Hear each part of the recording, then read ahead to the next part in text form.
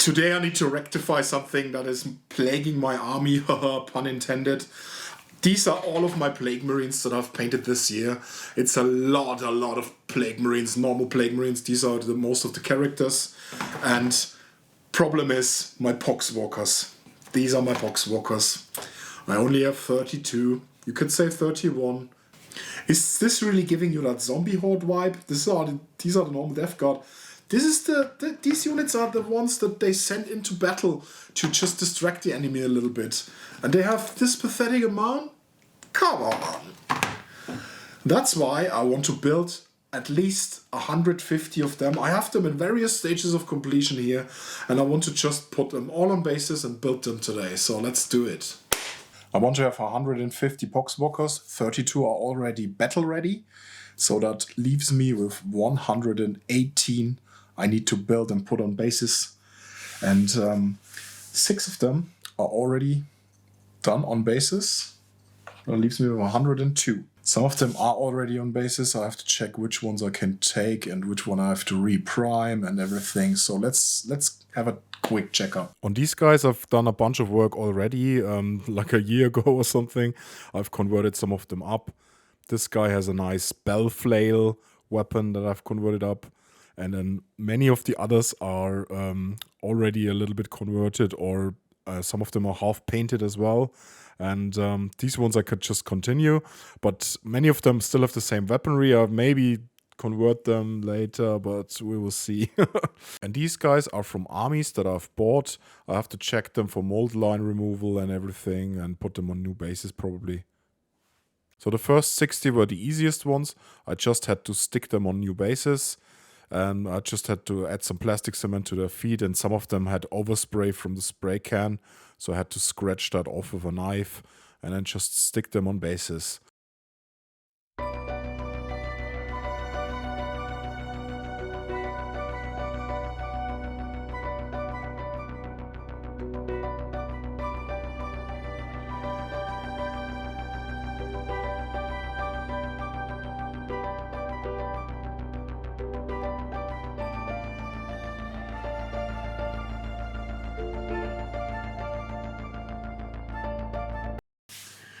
So the first 68 are put on bases now, but I have to be honest, Past Frank has done the most of the work here. I've just scratched a little bit of spray paint from the legs or a little bit of glue residue and slapped them on the bases. And I had a little bit of an accident here. I spilled some of my plastic cement, and by taking it away, all of my white lines on my cutting sheet here are destroyed. And it looks kind of shitty. Maybe I buy a new one soon. I don't know. Maybe not. And the others, though. So I have a bunch of other ones here that I have to convert up a little bit. Some of them are sprayed with some random army painter color already. I don't know. They have some mold lines still. So I have to remove a bunch of mold lines from these. Do some head swaps. Arms are twisted. Add some pox, because you can't ever have enough pox. And then I have to build another 12 from these 2 boxes and 8 from this sprue here. And with the 32 that are already done, that makes it 150. So these are the most work. These have to be converted up a little bit. And these have to be converted up as well. 8 of these. And these have to be checked for crimes like mold lines and other stuff. And probably be resprayed, so probably respray them all. Some of them have already texture paste on the base. Maybe I'll just overspray that, I don't know. Yeah, done the work. See how it goes, but I have to air out this stinky... I have to air out the stinky plastic cement overnight, because I had my air purifier on, but it's still too smelly in here. Ugh. Doesn't that look much more like a zombie horde already? But there's a bunch more to do. Behold the shepherd of rot. It's pretty easy to convert the guys that only have one thing in their hand or have a free hand. You just cut the hand off. Then you use some sprue glue or some thick plastic cement and melt it to another hand. But on the guys that have two-handed weapons, it's pretty difficult because they have something under their bellies or they hold something and both of their arms are stuck to it. So you have to carve it up a little bit and make room for something else, or cut the whole side of the model off and add something new in there. Yeah, it's a little bit harder, but still it's pretty easy to convert them up to make them all look a little bit different. And this guy, I'm going for the claw of a demonette. There are a bunch of demonette claws left over when you build the kit, and they don't look too slanashy, so you can use them on Nurgle miniatures like this one as well. And I just added the freehand from the other model to the stump. And it has a little bit of an awkward angle, but I like that he's like cramped together and can't really move his arm anymore or something. It looks fitting for a poxwalker in my opinion. Problem is, when you cut these two arms off, then you don't have spare arms of the other poxwalkers you can use easily. So you need to use some arms from other kits. So I used this Sylvaneth stuff. I have some leftover Sylvaneth bits. And this hollow forearm looks like a kind of bone growth or some claw that has grown out of the stump of the model. And I really like that. And I just added some sprue glue and some plastic cement to it and then just grafted it to the rest of the arm, basically. And I think it looks pretty awesome. And the only thing to do to blend it in the model is to add some sprue glue and then just slap some sprue glue on the arm as well and on the cut and spread it around so it looks like a smooth transition. And with some thin plastic cement, you can adjust where the sprue glue lands and make it blend better. And I kept the hollow part of the forearm because I think that makes it really look like it's a mutant. He just has a hole in his arm and it has a claw on his hand. I poked around with a toothpick a little bit to make the surface not as shiny and not as even. And this guy has a two-handed axe, and I just carved everything off from that axe handle. There was some goop dripping on it, and I cut the axe head off, and I added the blade from one of the Nighthaunt kits on the front and made it fit and added some sprue glue to the transition as well, and I swapped his head and there was another one done. And the Sylvaneth kits from Warhammer Age of Sigmar were really a treasure trove for this conversion because there were so many hands that were missing when I cut the two-handed weapons away. So I needed some spare arms, and this looked like bone protrusions or some growth that comes out of him or whatever.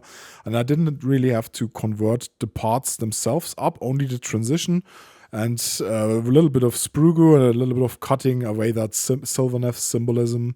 And it was really easy to convert them up like that. I wish I had more of these. I don't really know where they came from because I never had Sylvaneth. Must have gotten them from someone. I don't know. But yeah, just add some sprue glue on the transition and then smooth it down with some plastic cement with that little brush or a toothpick.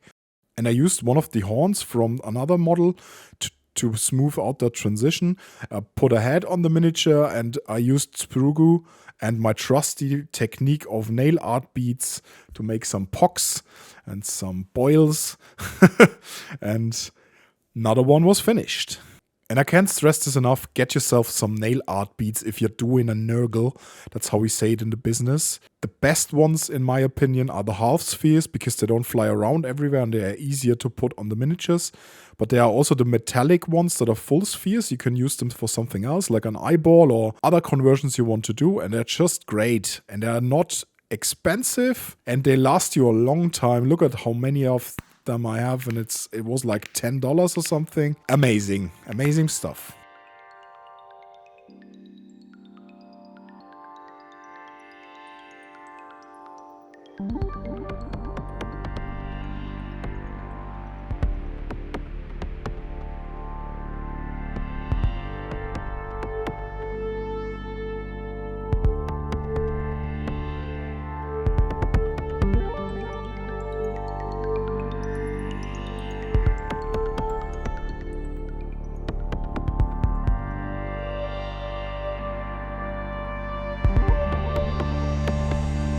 Here are some of my highlights. I loved them when they have like cramped and mutated hands and claws.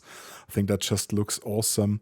This one has some kind of flail made out of sinew and bones.